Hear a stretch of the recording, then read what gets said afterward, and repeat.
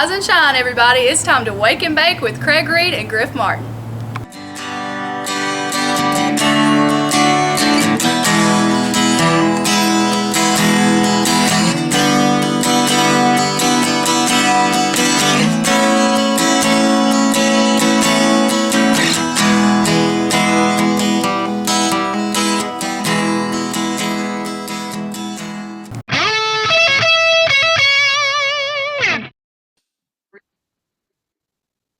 Podcast 231, Wake and Bake the Morning Buzz, episode 108, Action. Alrighty then, fellow slaves of the people who own us, all of us here on this fat, flat earth. Yeah, my name's Craig Reed, aka the STONED Roadie, and also known on FakeBook as the world's most famous roadie ever since the dawn of time, since the dinosaurs roamed this fat, flat earth. And that's a good place for me to pretend to be the most famous roadie ever since the dinosaurs roamed this fat, flat earth, because that's where, ain't that where everybody else goes to pretend to be something they're not. They're on FakeBook. But yeah, good morning. It's October the 11th, 2024, and it's another solo episode of me, myself, and I by myself, without my co-pilot, the rocket scientist Griff Martin, or the lovely Kathy Godzi, who offered to help. But I thought I'd try to do this by myself, and this is my third attempt, and people say I'm doing okay by myself. So I'm just trying to drive right along. This corrupt government. I was told that I'm wearing a tinfoil hat, and I'm a conspiracy theorist, saying that they're directing these storms up to, and they got things they want to do with land, and they like they did in Hawaii, and they did in North Carolina and up through there when they directed Helena through there. And oh yeah, they I don't know what order I'm supposed to put all this stuff in, but I've been pondering all this stuff today, and God, they got two refrigerator trucks up there full of bodies of people they're still pulling out of the river and the trees and everything. And my friend Gary Scott went down to North Carolina. He belongs to a church, and he took a truck down there with a bed full and a big trailer full of water and stuff that all the church had donated. And yeah, he went down there to a volunteer station at another church down there. And yeah, they said FEMA wasn't nowhere to be found down there. And if it was the only people that are doing anything down there are just volunteers. And then I saw another fire chief. He was saying, that he just wished that the government would just stay where they're at and just let the people help themselves, because what their presence just is hindering, the progress they're doing, because those FEMA people, they're just all full of paperwork and stuff. They don't know. I don't know what's going on.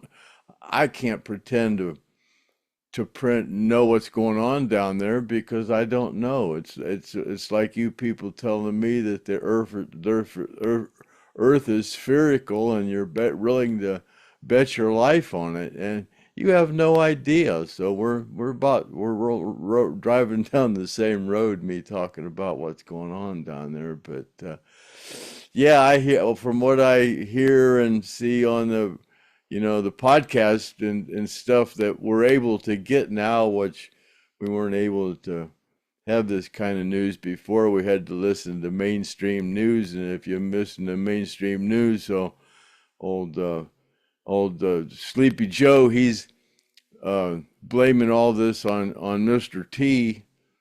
You know, said it's all Mr. T's fault that they're down there helping these people, and there's a bunch of misinformation going on, and it's all Mr. T's fault, all this misinformation, and all these Trump supporters are crazy, and what's it, Kamala? Oh, she's on The View, telling, talking about cooking her breakfast, and her kids are calling him her Annie, and oh man, them people are sick, and anybody that listens to their bullshit is sick, you know. And you know, I was talking first podcast I did, I made a comment that people had souls, you know. And the people that didn't have a soul, it's easy to know the people that don't have a soul. You know, those are the people that don't know deep in their heart that it's, you know, it's not proper to put a baby in the oven, you know. And a lot of people thought I was crazy saying something like that. But yeah, we got, you know, there's a lot of evidence that these people we got up there running this country, and a lot of people that want to own this world kind of put explosives in a couple of buildings up in a certain city, and kind of ended the life of 3,000 people. And it seems like that kind of person ain't got a soul, you know. That's what I said before. I said Rosie O'Donnell was talking about people that didn't have a soul. You know, I have brain damage. It was Roseanne Barr, you know, they a couple of fat women. I get them confused, you know. Fat women, they're the same. But anyways, so yeah, so that, you know, that's kind of the same thing. And now we got a couple of four, I don't know how many semi reefer trucks down there full of dead bodies, and seems like, you know, if they're directing these storms, that you know, there's kind of what they're doing, aren't they? Just same as putting a baby in the oven. I mean, doesn't seem like these people that we are electing and got in there have a soul. You know, seems like Trump's pretty much. I think Trump's got a soul, but I don't think any of these other people do. And I don't know, but I guess I'm just a tin hat conspiracy theorist, you know. But you know, I do have brain damage. But you know, yesterday was Mental Illness Day. I don't know if any of y'all celebrated today or not. I know a lot of you probably should. Anybody that supports the current administration, yeah, you should have been celebrating Mental Illness Day for sure. But see, oh my gosh, I got a few things written down here. You know, because I got brain damage and I can't do these just, you know, just straight off the cuff. I went to, you know, FakeBook, and, you know, said, you know, our buddy, you know, Griff, he's weathered the storm, but he don't have no some of our technology, so he's not able to do to join me on the podcast. I think maybe he'll be able to do it on Monday. I think he'll be back with us.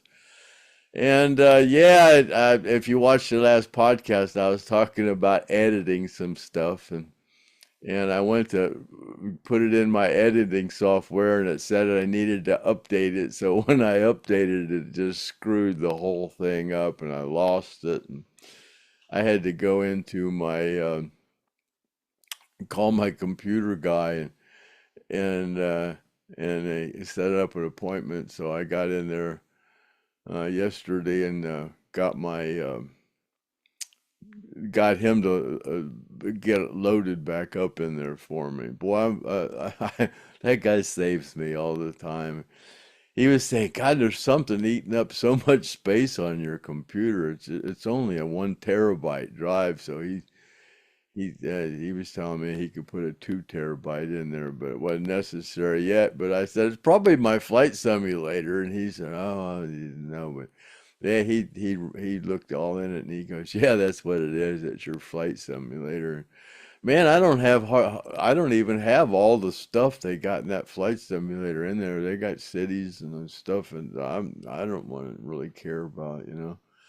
But anyways, enough about my computer and my flight simulator. You know, I'm kind of trying to figure out how to. I got somebody coming here here today, just today about 1 o'clock. They're gonna come visit with me for a couple hours. You know, he's a friend of mine from over there where the train crashed and all those chemicals. He lives. God, how far is it? 800 yards or something like that. Yeah, so real close to it. Yeah, and yeah, he's a real good guitar player, and he's got a bunch of guitars.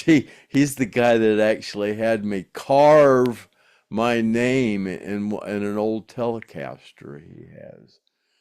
But he just recently bought some old Stratocaster. He bought a bunch of old guitars and stuff, so he's gonna come and visit me tomorrow. So you know, I'm just gonna sit here and do this podcast like, you know, you're coming to my house and visiting with me, and I'm just gonna sit here and jibber jabber, just like you know, you come to visit me at my house, 'cause that's where I do these, you know, sitting here. And people think it's amusing when they come to visit me, because this is the chair they sit in, and I put the green screen behind them, and they get all special feeling when they're sitting here in the Stone Roadie studio set, you know, which kind of amusing.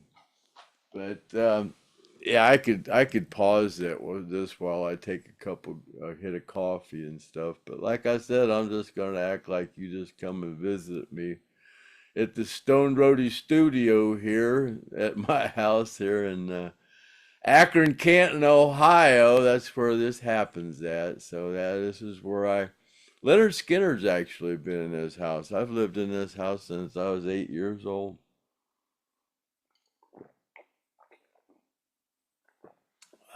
Thanks, TP, the promoter. Dang, I keep forgetting to look at his thing here.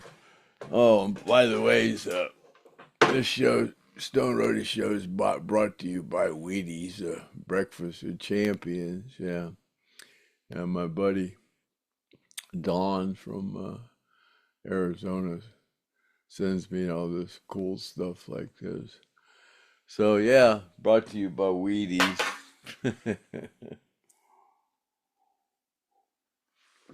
Oh boy. So yeah, that was a heck of a storm down there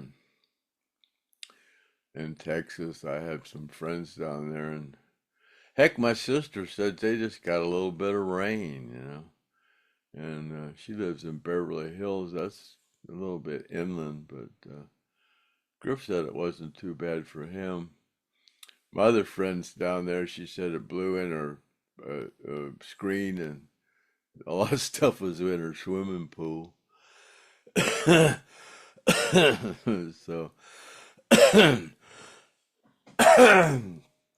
oh God, yeah.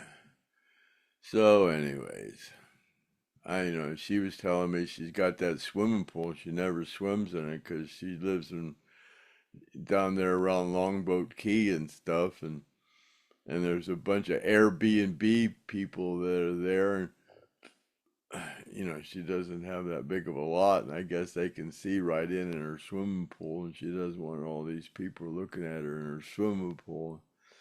that'd suck to have a really, really nice house in one of them really nice neighborhoods and not be able to go outside and sit by your pool because you got weirdos looking at you. I don't know.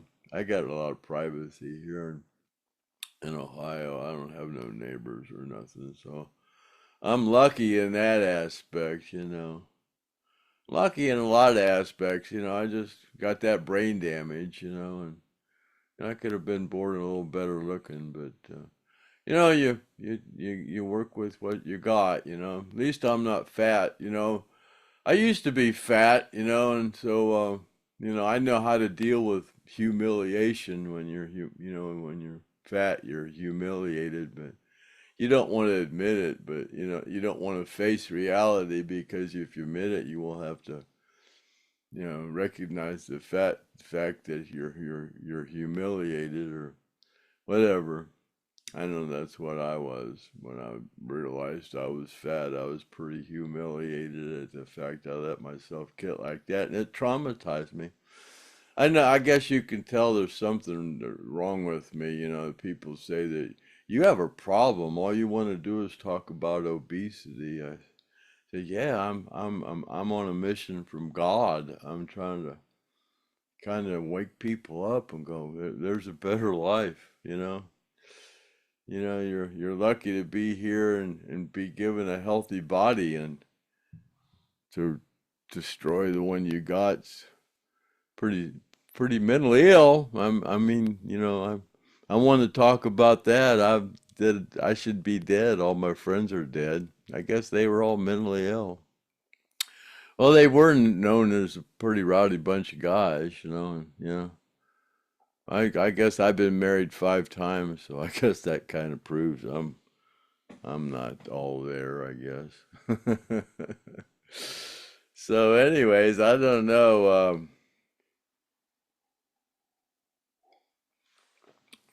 Carolyn Locke, she says I'm allowed to jibber jabber, so that's what I'm gonna do. So yeah. Alrighty, well, I got some questions here, but since you just come to visit me today, this is my last solo thing, so I'm gonna do this in just a dang way that I want to, and I don't care about getting monetized. I got monetized on the last one, and like I said, I didn't really care. I was going to talk about whatever. Didn't care about getting monetized, but they monetized me. But I don't know if I have anybody looking at it. People say they look at them just to see me on here by myself, but I don't know. I don't know. I don't really care. Like I said, I'm just on here pretending to be the most famous roadie that ever existed. So, it's my world, I guess. I can, people can do anything they want and be anything they want these days. So I'm just normal, I guess, huh?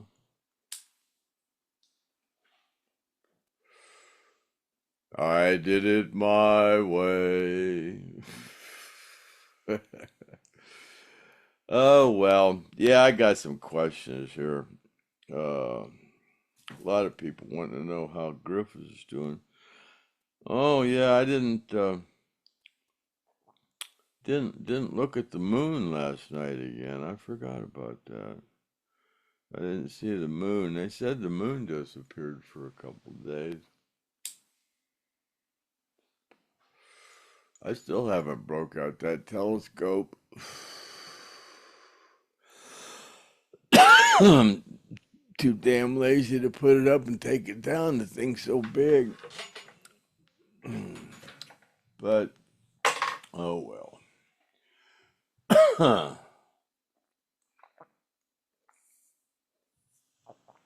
Oh, oh, I got this. I'm gonna offer this one more time. This Freebird the movie, and the tribute tour DVDs, and you open it up, and you see, looky here. You see where Artemis Pyle signed it. And he said, to the STONED Roadie show. And he did that because the money that gets for this goes to Mark Frank. And him and Mark Frank are good friends because Mark Frank lived next to his first wife, Pat. And so, yeah. So, yeah, I've called Pat a couple times and she's never home. And I don't think I leave a message. But, yeah, me and my wife, Sue, and she was on here, and Chad, we used to go to stay with Artimus and Pat and the kids, and we went up in the mountains and went mountain climbing and stuff. It was pretty cool there in Spartanburg. That's where all that storm went through there. So yeah, got that. Oh yeah, and I'll show this vest here again. This vest was given to me by my nephew to raise money for a donation, and it's signed by Billy Powell. You can see there. Best wishes, Billy Powell. It's a small, and it's a Bill Blast, but it almost fits me. I wear a medium, but it almost fits me. It's a nice vest, good quality. There you go. So yeah, it would have. I think if it didn't say "to Joe" on it, it would have already sold. But I think you could get that out if your name's not Joe. But it's a nice vest. You can put a patch on it or something if you don't like it to say Joe. But yeah, there's the vest. And alrighty. All right. Let me hit this again, and then we'll get on with the STONED Roadie show. Let the STONED Roadie get stoned. Sounds like a good idea to me.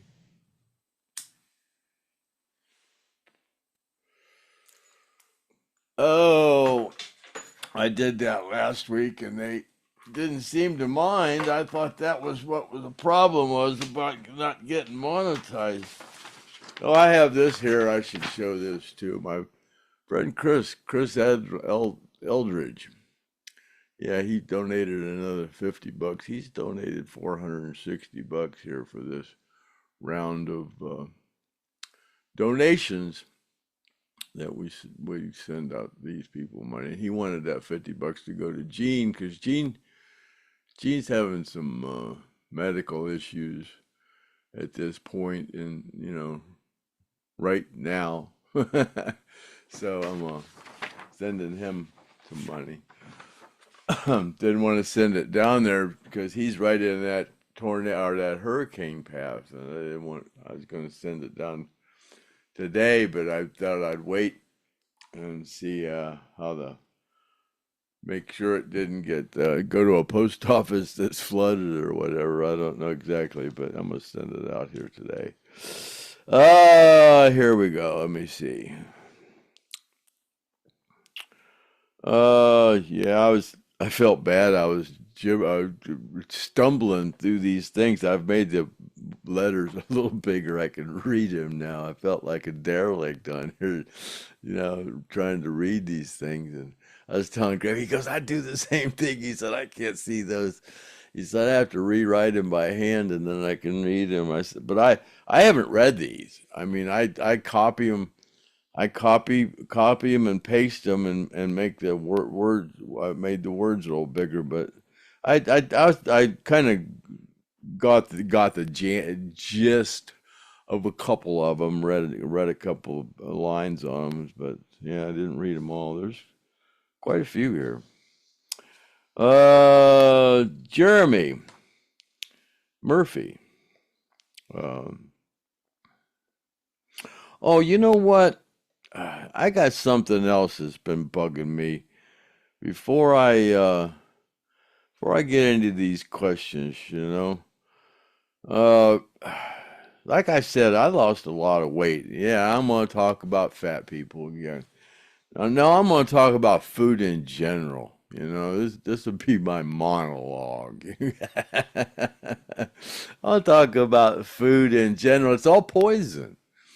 You know, are we mentally ill? Is that, I mean, are all you people, I mean, I have brain damage, and I'm going, why are we letting these people in government allow them to put poison in our food? I mean, and they're showing us on, there's all kind of evidence that there's poison in the food. There's poison in the shampoo. There's poison in deodorant. There's aluminum, and they say aluminum's bad, but they put it in that jab medicine. And it seems like everything that's supposed to be bad for you, they put in that jab medicine. And and the food, there's, you can't buy no food that doesn't have genetically modified stuff. And there's conspiracy theories that the culling has started. And that the reason is because all the eaters are eating up all the good natural resources, or so they're giving you people the soylent green and keeping the good stuff for them, for the elites. Yeah, they wanting to get it, so you slaves of the people that want to control you, get you all addicted to what they want to feed you, and that's what seems to be happening. You people are addicted to what they're feeding you. Look in the mirror. I mean, yeah, it's kind of obvious to me, but I don't know, all you geniuses out there, getting in my case about talking about obesity, and it's a disease. I mean, if you're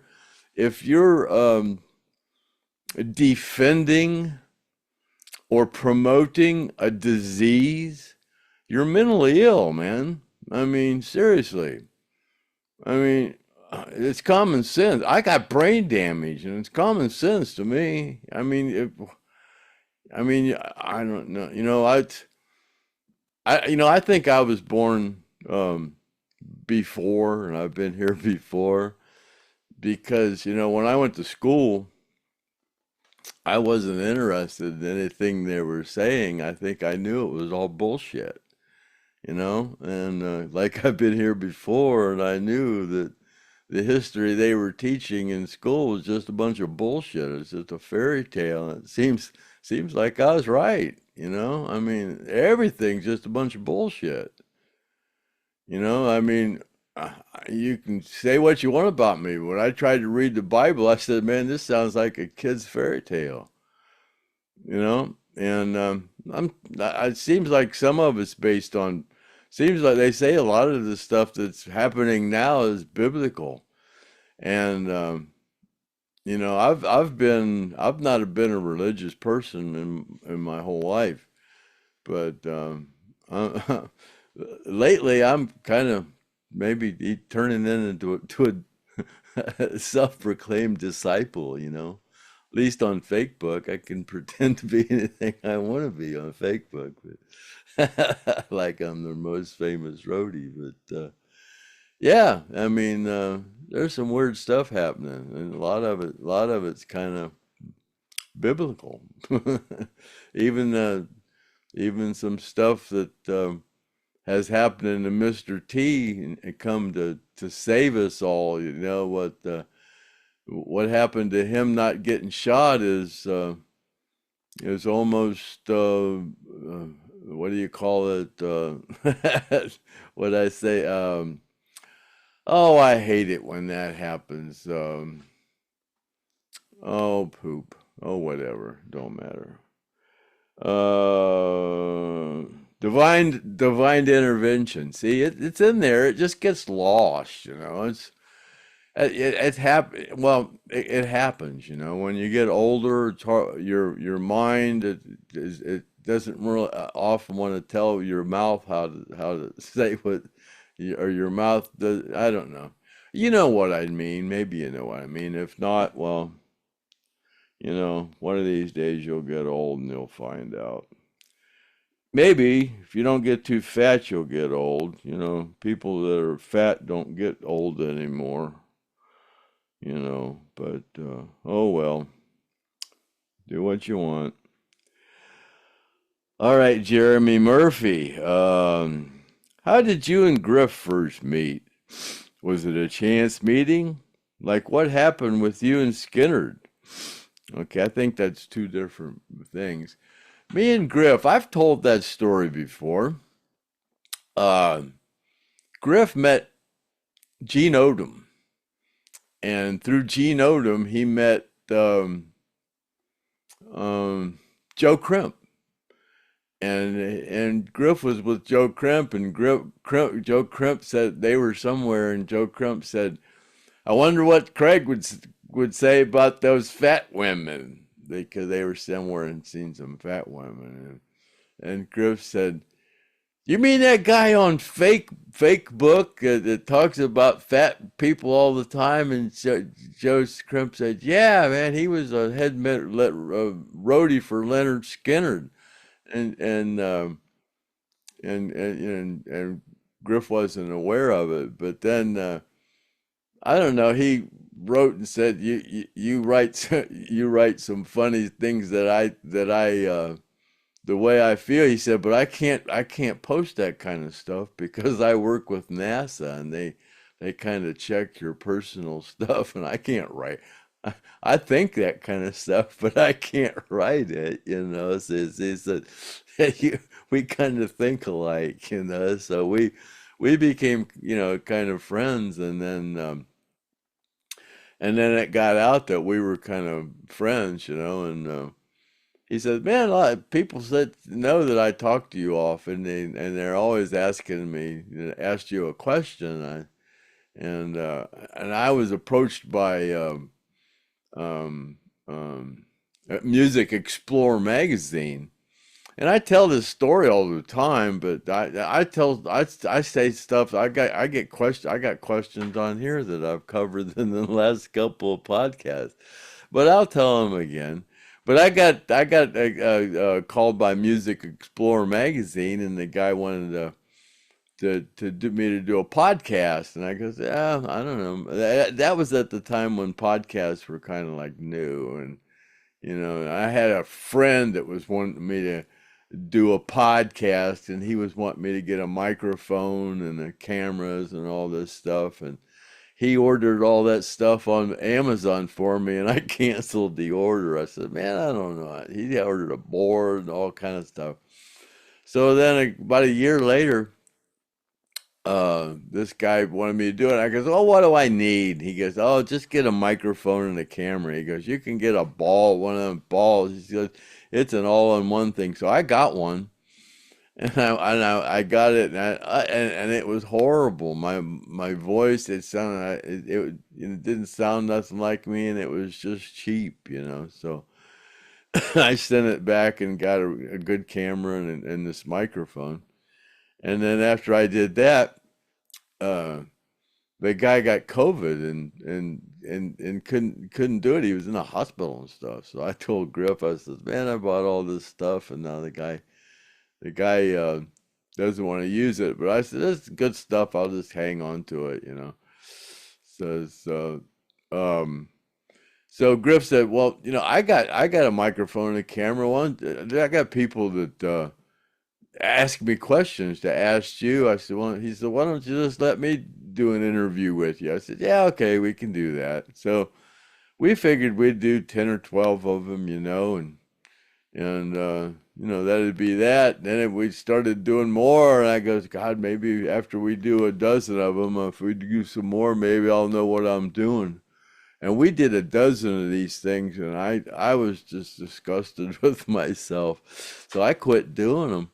And Griff kept doing them by himself, and he interviewed Chad and a bunch of people. So then I let him do about 5 of them, and I tried to figure out what I was doing, and then I just come back and started doing them again. So Yeah, this is kind of unusual for me to even contemplate trying to think if I could do one of these on my own, but I'm just gonna kick back and just act like, just somebody coming to visit me. Like I said, I got somebody coming to see me. I had somebody come and see me last week. I always have some people calling me on the phone, and I got quite a few people that call me, and just every now and then, Nick Walls, and there's a few people. But anyway, so all right. So I answered that one question. This is gonna be um uh turn out to be kind of long. The other one was like an hour and 20 minutes, but yeah, this will give me a big head if I can pull one of these off and by myself for an hour or so, and then and then and then if somebody calls it, boy, you did a good job, huh? I'll get a big head then, won't I? So, anyways, like what happened to you and Skynyrd? Man, I was with the original band, and it was serious. I mean, it was it was a lot of monkey business, but it was serious. I mean, it was like you were either in the studio or you were on the road, but it was always a local. It was like a freight train. It was just rolling, and it would jump off the track and create a little chaos every now and then. But man, you were on a. I mean, when I started with them, it was right after the first album, and it was like they were on their way, and I kind of just jumped on board. And I mean, seriously, I started right at the bottom. Like I said before, I was making $5 a day like everybody else, and they had an album out, but the management was stealing all their money. They didn't have any money. I was using my credit card to get the gig. About five things at least. I put used my credit card to get the bus, the truck or the van to the next show. They didn't have, and then they would pay me when they got paid.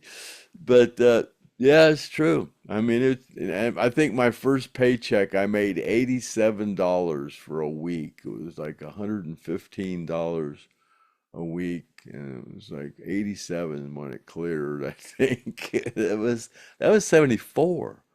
And it went, it went up significantly at around 75, around 1975, it started to go up. But to go from that into Rossington Collins was kind of, it was chaotic, but it was kind of cool because Gary and Alan, I became really, really, really good friends with them. I mean, I think Gary called me and said, "Hey, man, we're in Ohio, right here in this house."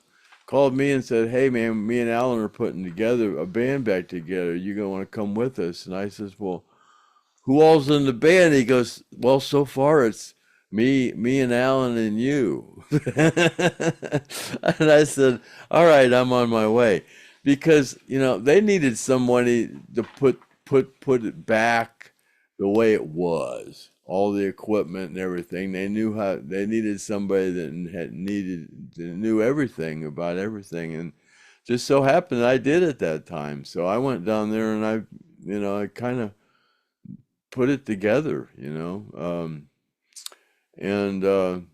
so that was cool. And then it was me and Mikey with Rossington Collins. He was Artemis's friend, and it was like me and him, and then we hired a couple other guys, my buddy Ronnie Caruso and Dave Pennells, um, and then and then that fell apart. And then for Alan Collins, that was just me and Mikey, and then it was Alan Collins. But that was at that point it just kind of fell apart. But when they started the tribute thing up, that was pretty cool. It was Ed, and it was and it was cool. It was Artimus. It was cool. And then they went 87, 88, and then they went came back in 91. And then we had Charlie Brusco, who was a manager, and then we had Joe Boylan, and then they got this new manager, and that's when shit just fell. I would just it was total. He wanted to get rid of everybody. He wanted to get rid of me right from the get go.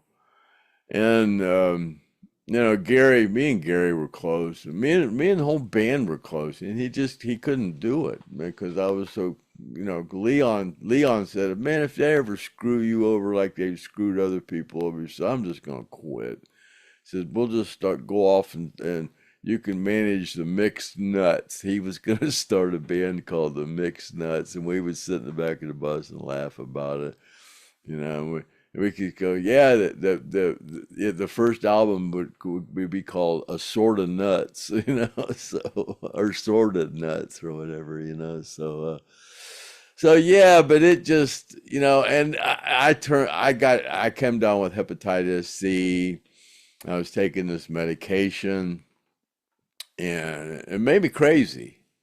I mean, it really did. It had that effect on a lot of people.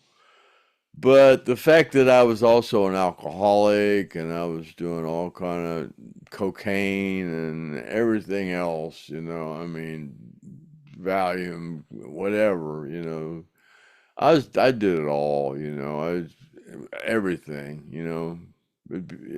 just everything. So, and being in that situation, I just wasn't really into it anymore, the whole situation, and I just turned into an alcoholic, and it just kind of fell apart for me in the whole situation. Plus, the management didn't want me around anyway, so it's like I tried to get into the last show, and it was real close to my house, and so I just showed up backstage, and I should have gotten in. There's no problem, but I got back there, and the manager they said, "No, go tell him he's not welcome." And I'm back there signing autographs for security, and they tried to blame it on security, and I'm going, "Ben, I'm back there signing autographs for security," when they found out they couldn't believe it when. When they went back there and they told him no, he's not welcome. They couldn't believe it, being a plane crash survivor and everything. That was the joke. But yeah, there's a question in here, or there's a statement in here. Well, maybe that was on FakeBook. Maybe I didn't write that down. Yeah, a woman said, "Oh, yeah, she was commenting that I had a emotional problem, and that secretly I admired fat women, but I tried to hide it. So that's all. I fat bashed to hide the fact that I really admired fat women, and and I just said, man, I don't know what I told her, but I unfriended her. I said, whatever, and I unfriended her, and she kept writing back, and she said, "You're a nobody." She's the one that friend requested me, but "You're a nobody. You can't even get into the Skynyrd show. You're a nobody, and whatever." But yeah, like I said before, I can deal with humiliation. I was once fat. Oh, I was double obese. So yeah, I can deal with self humiliation. I never got angry at somebody that's hinted to the notion that I was fat, I just laughed it off. But God, some people, it's like that's the worst thing you could. Did you just call me fat? And it just so happens that they're not fat, they're obese. They're probably double, triple obese, but yeah, these people are on this Ozempic. That's, I mean, if you got to take shots to do something because your mind is so weak that you can't do it by yourself. Oh boy. What did my grandma used to say? God bless them, you know. God bless you. I mean, seriously.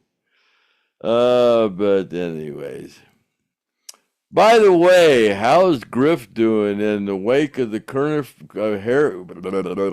rented lips? Hurricane Milton. Murph from Michigan. Oh, that's Jeremy Murphy. Murph from Michigan. All righty. Well, last I heard, he was doing good. He was clean, wore out from preparing for the hurricane and cleaning stuff up, and just technical things ain't acting properly down there. I guess the phone and the internet's all messed up. So yeah, so I think he's supposed to try to get back on Monday. So, and Edward Griffith. I heard he was. This is they're answering Jeremy. I heard he has power, but his internet is down. He said he would probably be back Monday. I can't wait until he's back. He's a great guy. Yeah, Ed Griffith. Yeah, Griff Martin, he is a good guy. You must know him pretty well. LOL. Anyways, Don Eric Evans. If the current band offered to take you on tour as an advisory role, would you do it? Thanks. No. First place, they would never. That would be that's way over the top as far as anything that would ever happen. But no, I have no desire to go back on the road. Just none at all. And if I would, I would go back to drinking. I would become an alcoholic, even if I, as an advisory role, there's nothing I could advise them on. I mean,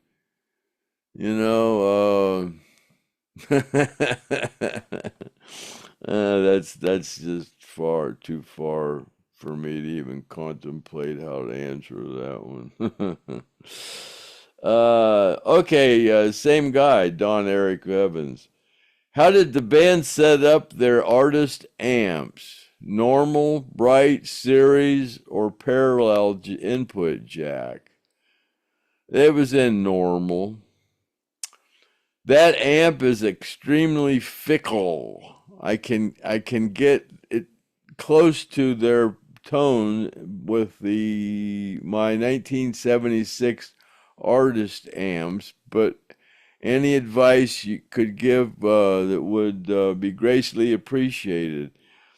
No, all I remember about that was they put the 3 on about, the bass on about 3 and the treble all the way up to 10, and they'd have an 11 if they could, I guess.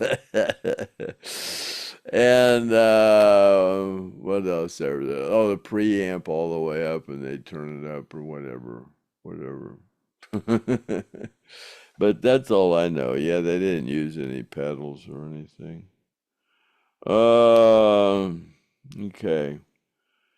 J.L. Parker, I got one for you. Is J.L. Parker really Jimmy Withers and waiting for you to accept his friend request? But I don't know. I'll have to get a hold of Jimmy and see if that's him. I'll have to ask Gene. Jimmy's a friend of mine. A friend, yeah. He's funny. Dave Argol, Argil.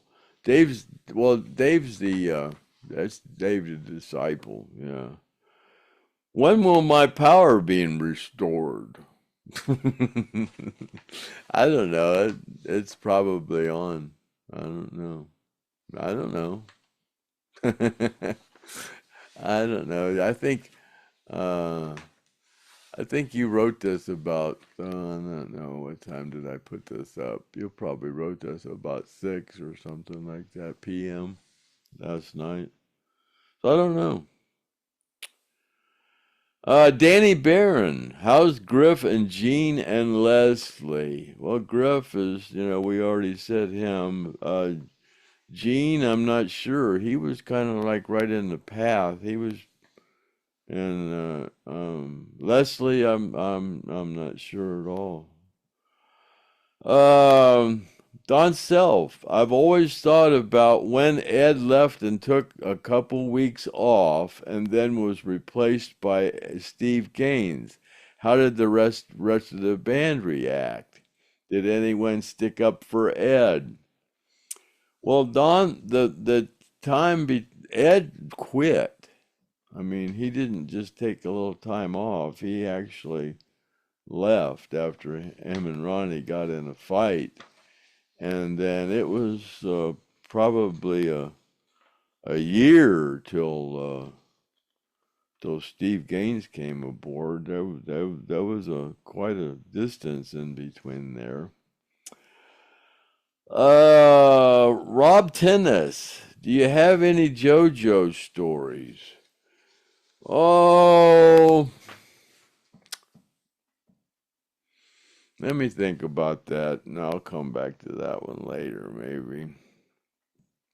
What brand of strings does Skinner use? Now, see, I think I said last week they used Dean Markley, and that was the brand. And on the Gibsons, they all used 10, 13, 17, 26, 36, and 46. And on the Fender Strats, I think Ed used 9, 11, 16, 9, 11, 16, 22, 26. No, wait a minute. 9, 11, 16, 26, 32, 42. Yeah. 9, 11, 16, 26, 32, 42. Yeah, that's what they use on the Strats. I think Ed and Alan and Steve all used that gauge, but it was all Dean Markley. I don't know what they use now. Slinkies or GS. I don't know what they use now. Were Ronnie and Greg Allman friends? I never heard Ronnie talk about Greg. I heard that his widow was dated Greg at one time, but I don't know. I knew they were acquainted, but were they friends? Yeah, no, I don't know. Like there's a rumor going around that in the museum up there for the Allman Brothers that there's a pedal steel up there that supposedly Ronnie gave Greg, and I don't think that's the story. And Gene Odom doesn't remember Ronnie ever having a pedal steel. So, but there's a pedal steel up in the Allman Brothers museum that says it was given to Greg by Ronnie Van Zant and used by Billy Joel, maybe. No, I don't remember who. On another thing, but I don't think that's true. That's just my opinion. The Gary Rossington rig, rundown, sets and all. Well, he just used that Fender Mace, and then he had the 412 JBL 412s, and then the amp, the Mace was just set on, like before I said, the Artist was set on about 3 and the treble about 10 and the preamp on 10 and the volume on 3 or 5 or whatever. I mean, I don't know. That's all I remember about that. It's been a long time. God, I haven't worked for that band since 2006. It's been a long time,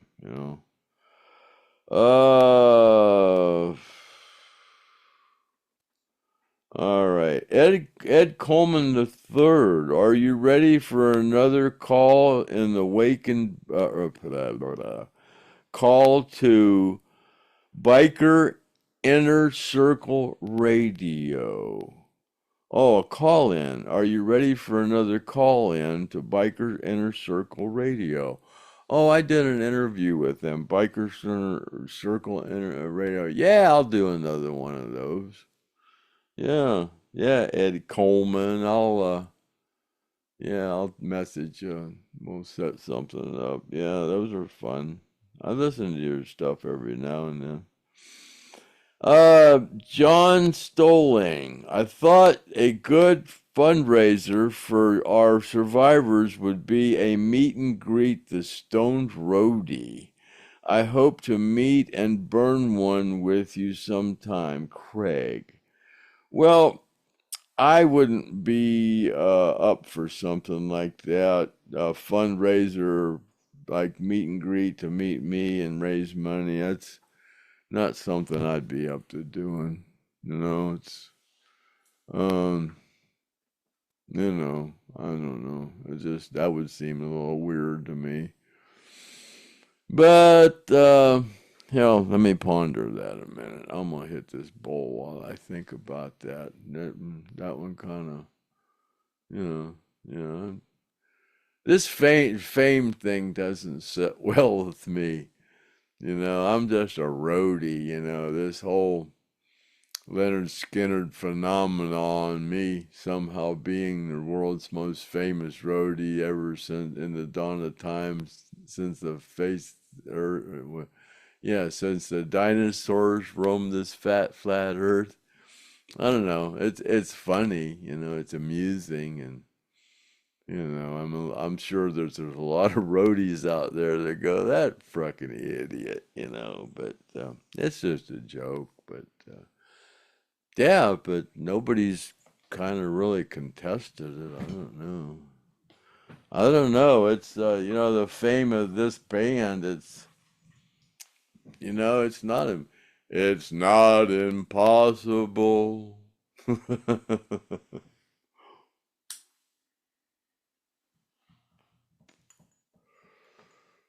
Tell the stars to leave the sky, it's not impossible. Tell the moon to leave the sky, it's not impossible. Yeah, that's what they say. Huh. They say the stars are all fake too. They say this is a dome and it's just, they say the earth is flat. Can you imagine that? It's what everybody's been taught. They've been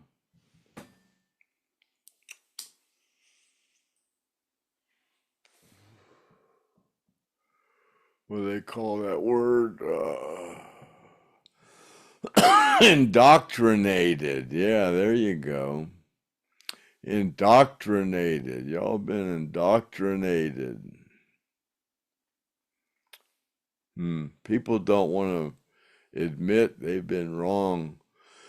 That's why people don't want to get so mad about being fat. Yeah, I mean, people would bet their life that this earth is round, and they don't really know. I don't know either way. Seems awful strange, though, that you're not allowed to fly south of 90 degrees, and you're not allowed to fly north of 90 degrees. And then they say there's a hole on both ends. I don't know what the hell is going on with this. What is that? The ice wall.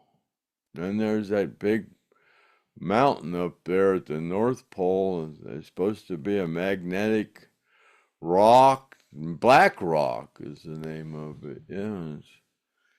And that's why a compass only points north, because that, yeah. All this is weird. It's hard for me to figure out. I got brain damage, and then I smoke this shit and get stupider. So people say, I don't know. I don't give a shit. I'm too old to care.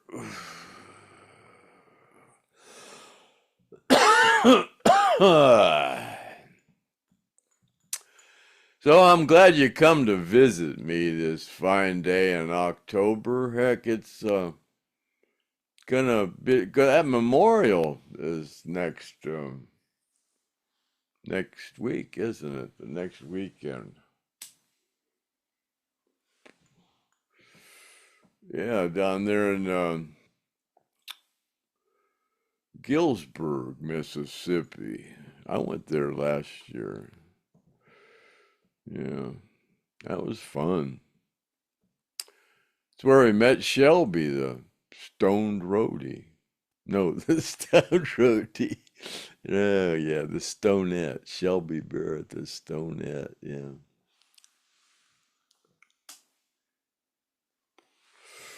Hopefully I can figure out this editing software and she'll be at the beginning of this thing, but I said it messed up the first time, but I'm not too good with it anyways. But I think Griff's got it, so I can just drag it down and stick it in that line. I don't have to cut and paste nothing or nothing. I was thinking about when I cut about just hitting the pause button here when I hit this thing and then coming back, instead of holding the sign up and this and that and the other thing.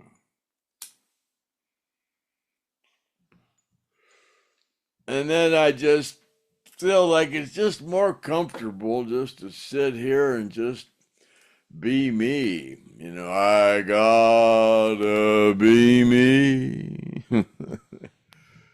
Like you was just a coming to visit.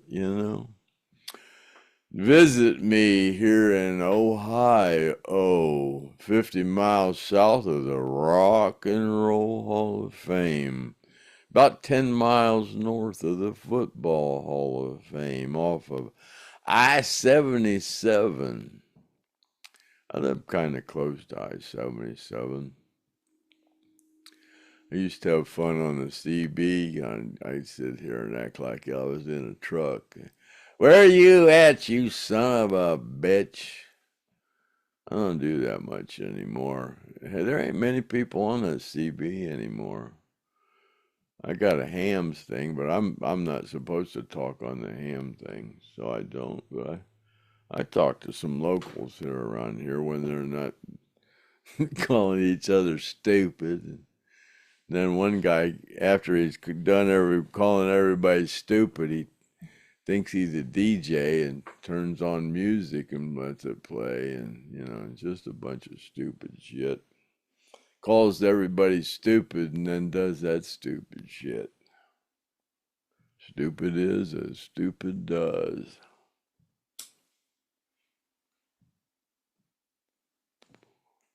Look at me now.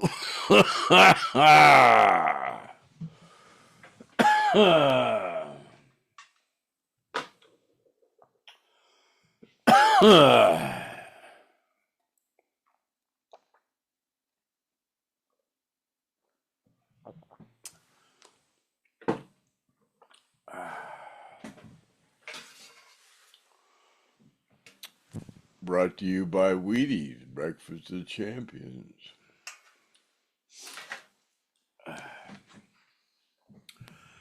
Alrighty then, looky here. Yeah, we're back. Cut, check, action. All right. Oh, yeah, the fundraiser thing. Did I say that I was going to ponder that when we left? I didn't ponder it. I forgot about it.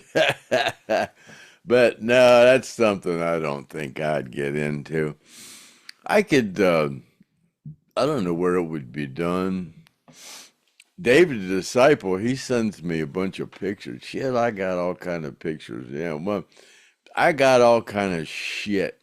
That's why I'm just laughing when people are want me to send their shit out because I keep getting shit, and the longer they wait, the more shit they're gonna get. But oh, you'll get your shit, Yeah, you'll get it. And when you get it, you'll go, I had to wait, but it's worth the wait. I gotta blow my nose occasionally because, yeah, my nose is kind of burnt out, probably from snorting cocaine, and that runs every now and then. But I'd imagine that's a good reason why it runs every now and then. I'm just lucky I ain't got a hole through the middle of it. A deceptive what do they call that? A septum, deceptive septum, rented lips. I don't know. It's something like that. Deviated septum. That's what it is. I had to roll that one around up in my brain a little bit to figure that one out. Yeah. Yeah, you're getting a good view of the actual. See there, we're just sitting here in the office, and you're actually getting a good, honest view of the stupid stoned roadie that you admire so much. Looky here. Alrighty then. Well, maybe you don't admire me too much. See there, my head gets big and I start talking. Blabber, blabber, blabber. Yeah. Sound like whatever. Democrat, I guess. I don't know. Neil McCone.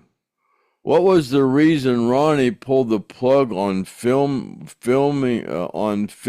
one more from the road shows at the Fox?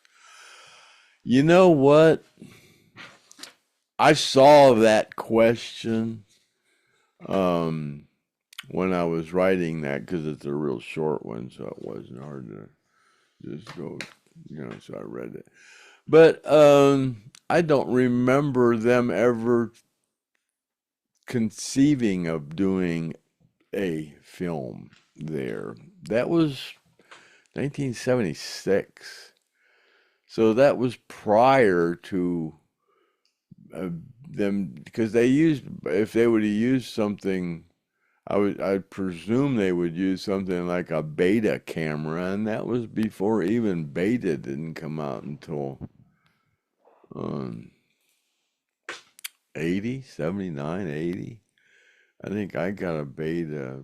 Yeah, it was 80, 79, 80. I remember I saw the first beta. Guy had one in Nashville. I thought, well, that's cool. I got one shortly after, and they were expensive. I still got beta tapes, and I still got a beta too. But okay, now I remember what I was talking about. Yeah, they would have had to film it, I guess, and I don't know nothing about film. I guess those are those great big cameras. And I don't know. I think that was actually, yeah, it would have had to, I don't know. I don't know. I don't think it was ever conceived to do it, of filming. That was kind of like, I mean, we did stuff at Winterland, but it wasn't quality stuff, and it was black and white. Yeah, I don't know. Kind of good question, but I don't have an answer. Okay. All right. Steve Jones. Griff says he's okay, but he's this is in small print, so I can't see it. But he's really is he really? That's what it says. I've seen his Facebook posts. They seem lethargic and worrisome, asking for a friend. Well, I talked to him and I said, "You gonna do a podcast with me? Because are you serious?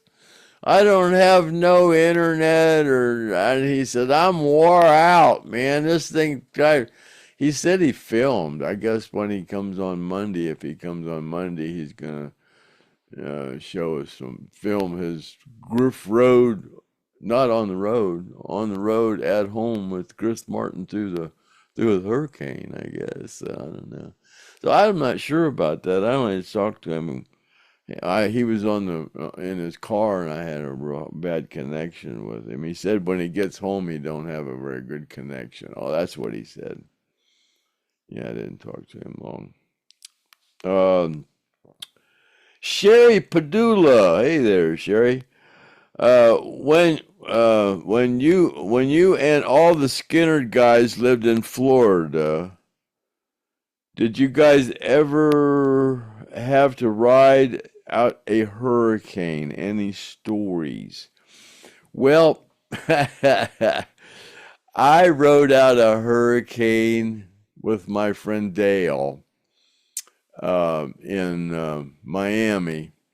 We were at the during recording um, um, Alan Collins, I guess it would have been. I think it was Alan Collins' band. Yeah.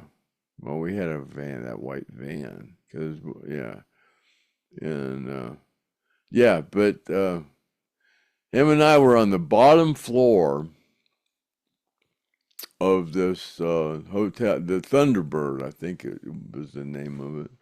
There, right on Miami, right on the ocean. I mean, the ocean was right there, and we're on the bottom floor. And this hurricane came through there, and and none of the water came in the room, but we were locked up in that room smoking freebase for 3 days while that hurricane was going. And I just remember looking out, and man, it was rocking and rolling. And we'd go out to the van, and the van with the water was all the way up to the. It was right up to the running. It was tall van, but it was right up to the running board of the van, and yeah, it would run. Yeah, that was pretty. Yeah, but I was pretty high, so it was kind of like an illusion at this point. But that's the most memorable one that I rode out in Jacksonville. I can't remember. That wasn't even in Jacksonville. That was in Miami. I never rode one out in Miami. I mean in Jacksonville. Just that one in Miami. Yeah. And I was extremely high. I'm sure I was drunk too. Oh, let me see. All right, let me find it here. Was Johnny, this is Bob Varga. Was Johnny a fighter like Ronnie? What was the worst fight breakout did you witness with the Skynyrd band? Oh, which one?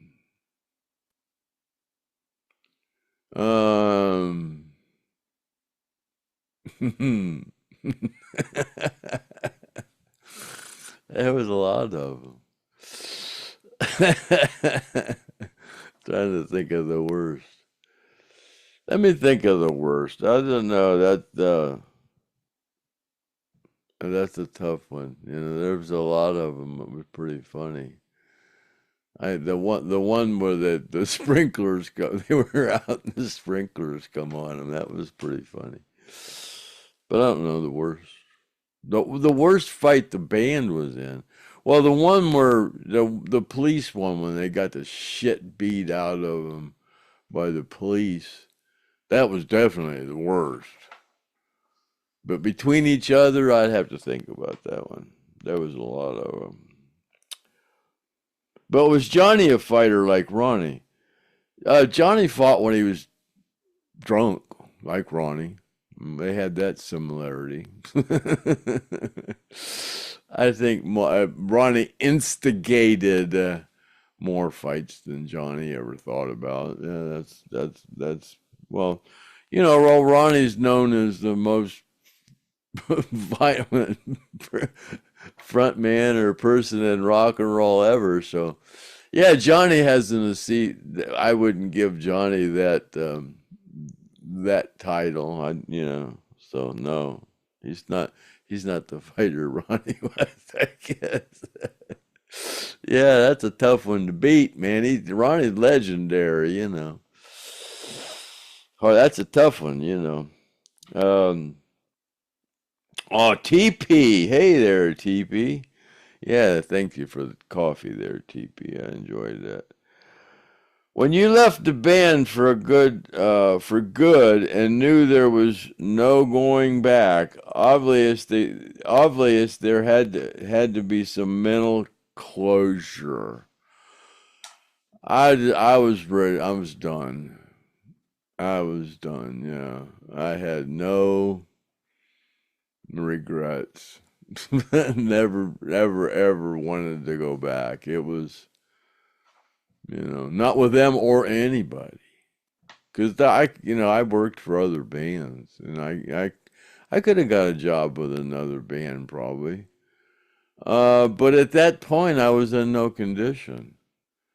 Um, yeah, when I had that hepatitis and I was an alcoholic, and no, I was getting old. I mean, yeah, I was pretty mentally beat up after Alan Collins and Rossington Collins and Alan, that whole thing. Yeah, I was kind of I was still in shock from the plane crash. I mean, seriously, for a decade, and then Journey, Foreigner. I can't really remember. I mean, I was in shock during those years. And then I went with Ross and Collins, Alan Collins, and it was just right back to drug addiction. And then Marshall Tucker, I had to straighten out somewhat. And then I went back to Skynyrd, the tribute thing, and I straightened out quite a bit on that one. But then it got into the new thing and then fell apart. Yeah, and I was done. I was done. I welcomed retirement. I love retirement. I couldn't. I worked up at the Blossom and I did a lot of Broadway stuff. I worked up at Cleveland and did a lot of Broadway and a lot of shows. I did a lot of work for the union after I left Skynyrd, and just had no desire to go back on the road. I like to sleep on my own bed. I was, you know, and plus I know almost everybody on that's touring, and I always got along with everybody, that was in the shows. They'd find out I was with Lynyrd Skynyrd and stuff, and I was always a celebrity. Oh, you work for Lynyrd Skynyrd? Yeah, yeah. Yeah, it's always been a cool conversation piece. It's a kind of a good way to, fulfill, whatever you're doing. When I was, when I was selling boats and cars, it certainly helped. It's like in the old days when football players, they didn't get paid except for the football season, so they had to go sell cars. So, it gave you a little advantage when you're, because when you're a salesman, you're looking for a simulate. You're looking for something you have in common with the customer, so you can go. It's a similarity thing, Oh yeah, yeah, we do that. You kind of build a rapport with them. What I'm trying to say. It's early in the morning, man. Yeah, shit. Oh yeah, but yeah. Where was I with the question? Yeah. God, I'm lost now. Um, Shit, I forgot what I was talking about now. Oh well, I'm not gonna. TP, well, was that mental closure? Yeah, okay, I remember that. Yeah, I'm done with that question. I don't remember. I was going somewhere, but I can't remember now. So it must not have been important if I can't remember. You got that right. You sure got that right. What do you miss most about being employed? A friend, employed friend, family with Skynyrd. Oh God. Uh, yeah, man, I miss Leon. I miss Billy. I miss Gary. I miss Alan. I miss Steve. I didn't get to spend a lot of time with Steve, but I miss that whole situation. And Ronnie, God, oh my God, yeah, I miss Ronnie. And fishing. I mean, just the whole thing, man. It was just so cool. It's unexplainable. I mean, God, I can't even. That was a very special time in my life. Yeah, yeah. It's sad. You know, pretty dang sad. Yeah. Now they're all gone. I mean, it's that's what's kind of weird, that everybody's gone. Everybody. It's just like, it's just weird being the only one alive. Me and Artemis and Leslie, we're kind of like, the Skinner people. I mean, there's a few survivors of the plane crash left, yeah, but it's weird being a part of that. It's definitely something that don't doesn't leave you. I guess I don't know. I guess that's why people are watching me here on this podcast. I mean, I guess it was something special if I've got the attention of all these people, watching me sitting here, uh, jibber jabbering and all this crap. I don't know. It's kind of amusing. I don't know. Let me see here. Oh, huh. Anyways, I thought that worked better, but yeah, it doesn't look so good. So, anyways, um,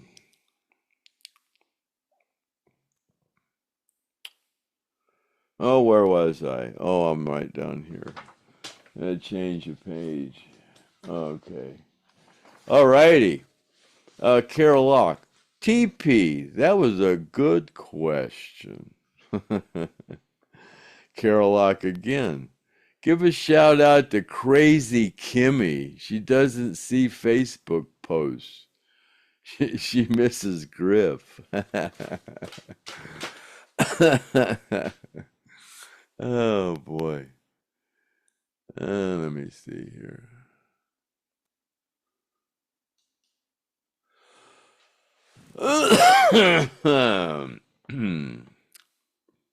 All right. Carol Lock. Let me move the microphone. Let me get a drink of my tea here. Getting a little parched.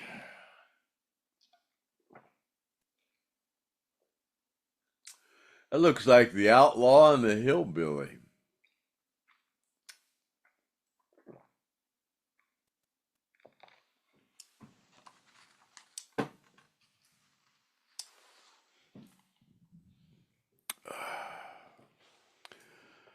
Alrighty then. All right. Carol Lock again. Does Johnny ever been to the monument?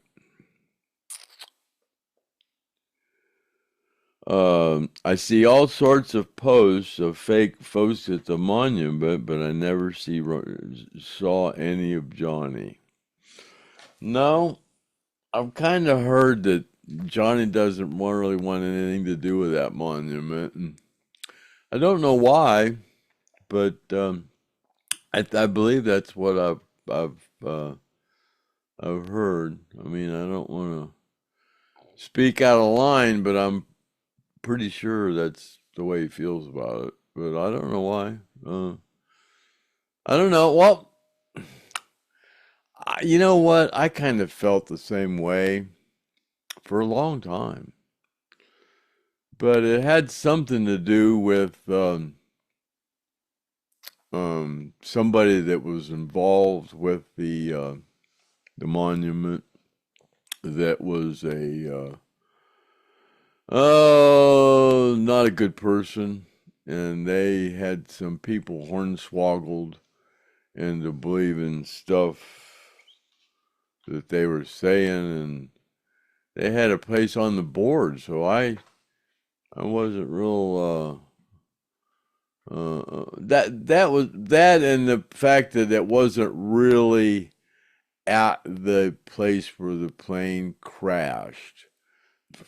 I was kind of, but then after I went there last year and I saw that if the plane would have flew another eighth of a mile, it would basically be where the monument is. And the farm house where the monument is, you can see that Artimus and Mark and Kenny Peden went up to. That farmhouse. You can see from from the monument. So it's kind of like it's at a road where you can just kind of drive by it. So it's really cool.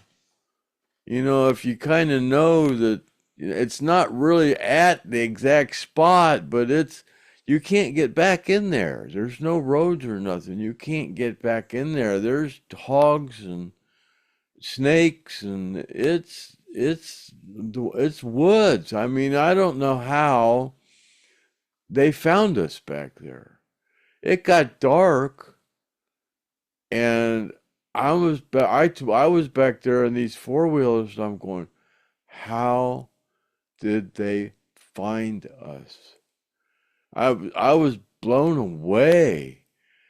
And this Coast Guard helicopter, some kind of helicopter, that got word that there was a plane in the area that was in distress, and they found us. And they had a spotlight right on us, or nobody would have found us. And people would have died. Leon would have died. People would have died. I mean, I probably would have died. A lot of people would have died. Um, so that helicopter um, saved a lot of people. Um, yeah, so it's yeah, I don't know. I have a real appreciation for it now. Going down there, you're going down the road, and it says Lynyrd Skynyrd Monument, next exit, and you get off, and you go about 8 miles back in there, and you can drive right past it. It's pretty cool, and it's got a piece of marble out there with my name in it, man. I mean, that's pretty cool. I got some place with a piece of marble in it with my name on it, and I'm still alive. You know, it's kind of weird, but it's kind of funny. It's got me listed as a guitar tech, and that kind of irritates me because I'm a roadie. You know, I mean, but oh well, I'm not gonna complain. You know, it's better than a sharp stick in the eye, that's for sure. Okay. So that's that one. Chris Tenney. I really admire Ronnie's work ethic and drive. Yeah, he like I talked about earlier in the podcast, you know, we were either in the hell house rehearsing or in the studio recording or on the road playing. And we weren't at home for 3 days, and but we or we were doing one of the other three things. And I wasn't with them when I mean, I saw the Hell House thing before we went to this to record the second album, and I seen a little bit of On the Road, but yeah, his worth it. He Ronnie was Leonard Skinner. I mean, you know, but he needed Gary and Alan. You know, I mean, you know, he needed that music. I mean, the whole thing is just kind of divine intervention, if you ask me. I mean, they started a whole new thing, and it seems like people recognize that. I mean, there's some kind of something weird going on, man, you know, about the whole thing. Just seems like kind of like divine intervention to me. I don't know. But yeah. I think I need to take another hit. We're almost done. I'm about on my last question. So, yeah, the only thing that's different, you know, is now if you were actually here, you could go, well, wow, and ask me something else, and I could tell you, but, you know, that's just not the way it is.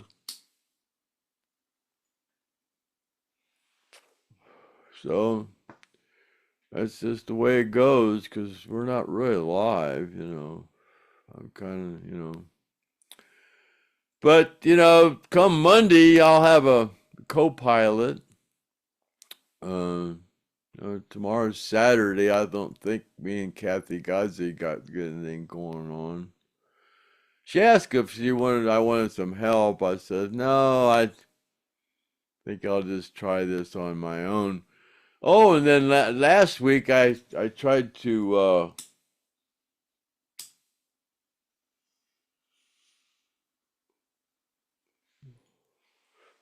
do that editing, and I ran it through Zoom, and then I said, oh, man, I'm not going to be able to post this because I don't have any editing.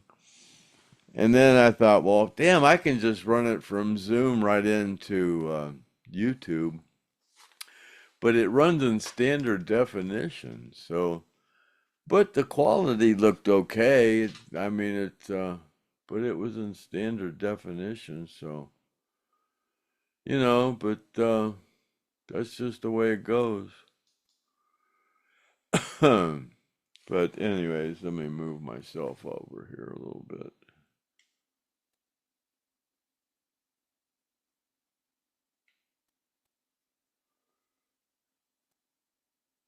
Huh.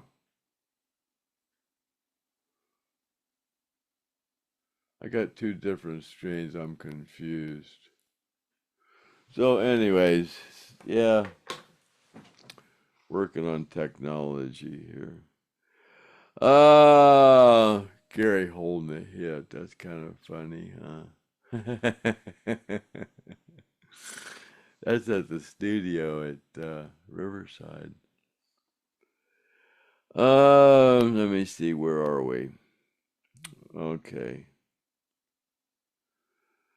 Well, Chris Tenney, he said he admired Ronnie's work ethics and the rehearsals at the Hell House and stuff, but he wanted to get out of Shantytown. I mean, that was his burn, burn in life. He wanted to get the hell out of Shantytown.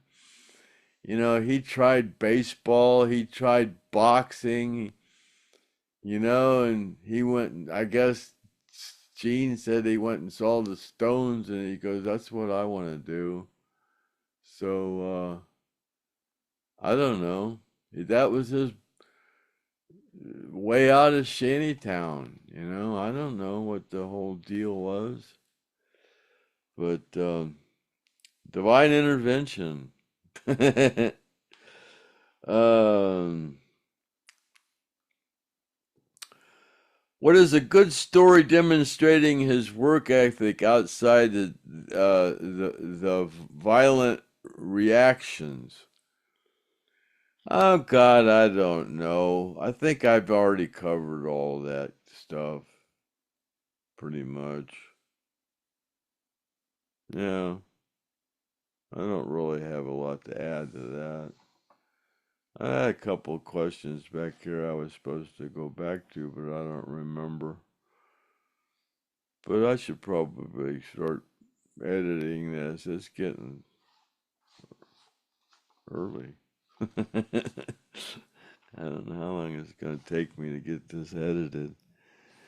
Okay.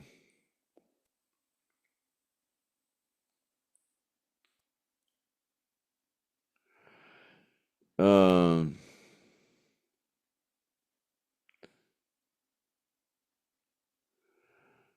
I don't know. I don't. Chris Tenney and one. I don't know. One more. Oh, and one more. Okay.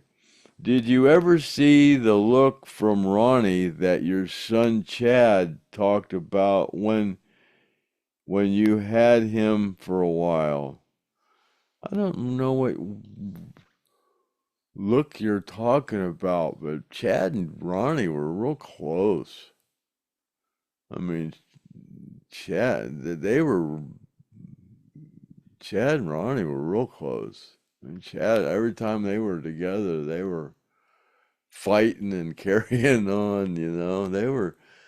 There's all kind of pictures of Chad and Ronnie wrestling and fighting there at that one at the airport when they were wrestling and Chad was sucker punching Ronnie, and yeah, they had Ronnie had girls, and Ronnie wanted boys, and Alan wanted boys, and Gary wanted boys. And they all got girls. So they were,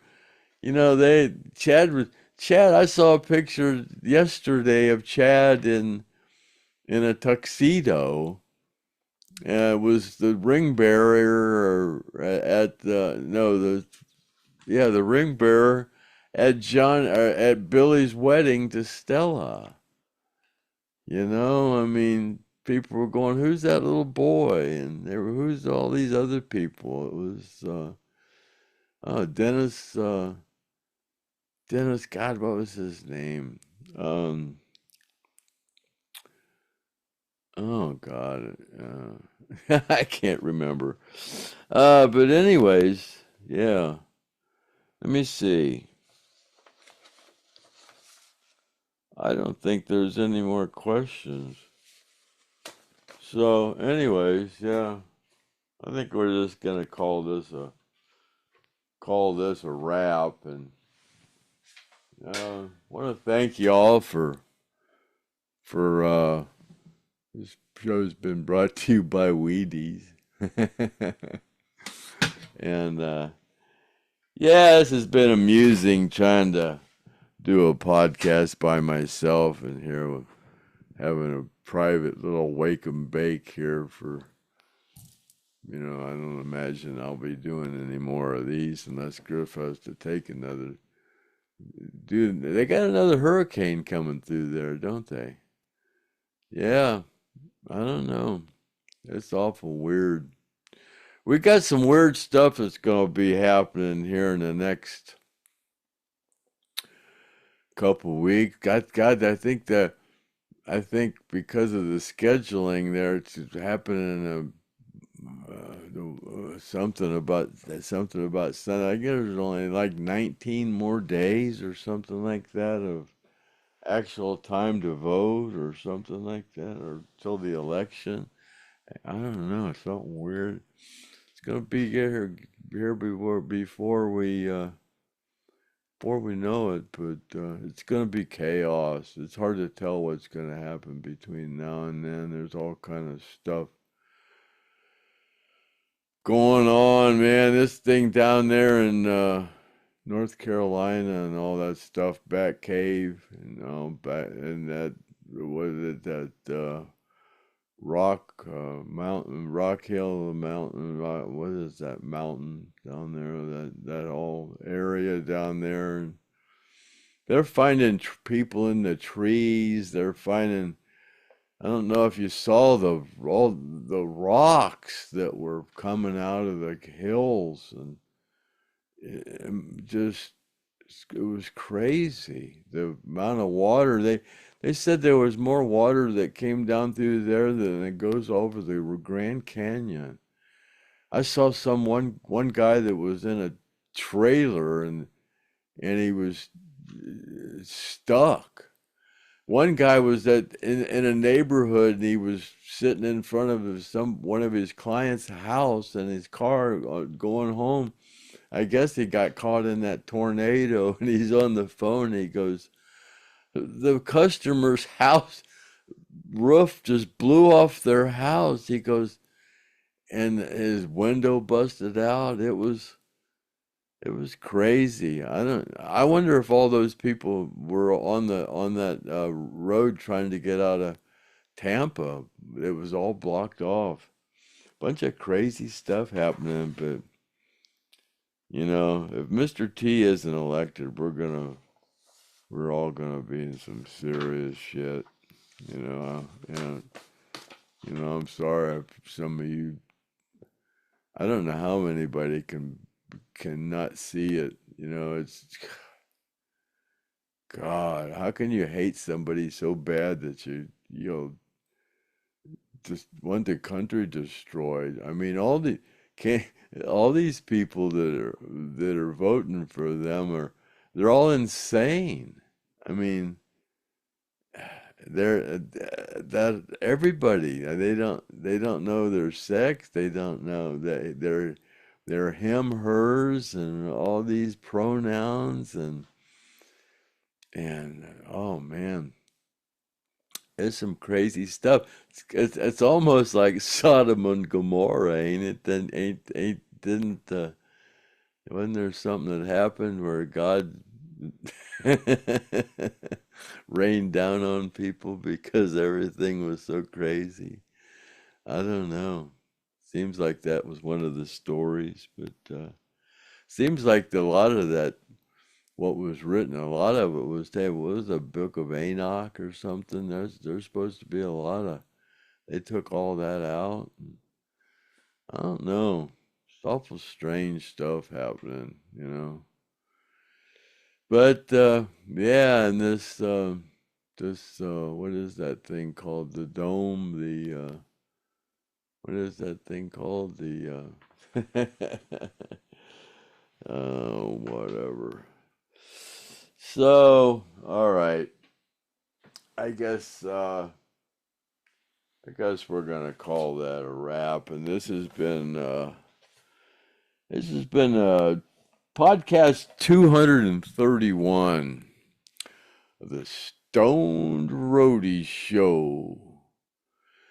And yeah, this has been Craig Reed, aka the Stoned Roadie, also known on FakeBook as the most famous roadie that ever existed in the dawn of time since the dinosaurs roamed this fat, flat earth.